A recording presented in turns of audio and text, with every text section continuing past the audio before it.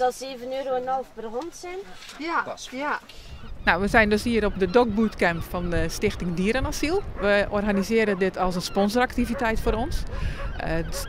De stichting is afhankelijk van donaties van mensen en dit is een actie om extra geld in het potje te krijgen voor al onze activiteiten.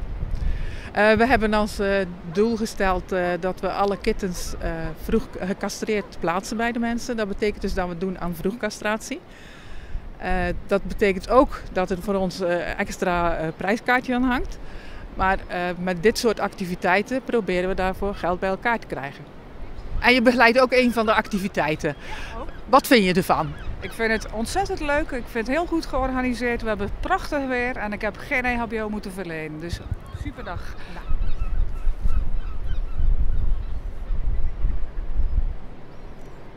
Ja, goed zo.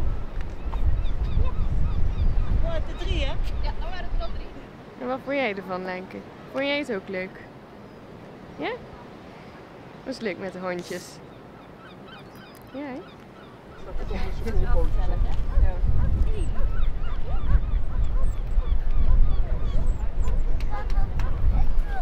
En wat vond u ervan? Heel leuk. Een beetje wenderen, maar wel leuk. En we hadden heel mooi weer. De zon scheen. Ja, die begon in de middag te schijnen, dus helemaal gelukkig.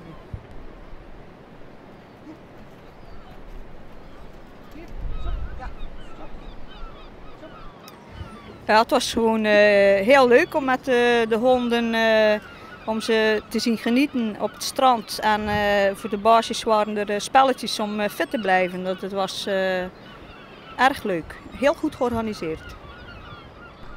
Zo. Ik knap een oogje dicht. Ze doet het goed, hoor. Meneer Jansen van Hondenclub Fun. Hij heeft samen met ons de Dog Bootcamp georganiseerd. Hij is ook de bedenker van alle oefeningen. En ik hoor net van een van de vrijwilligers dat er al heel veel mensen zijn die ingeschreven hebben voor een eventueel vervolg. Ja, ze konden er eigen inschrijven op een papier met haar e-mailadres. En als ze interesse hebben, dan kunnen ze altijd meedoen. En dan we weten dat de mensen interesse hebben, dan gaan we dat ook nog een keer organiseren. Kijk.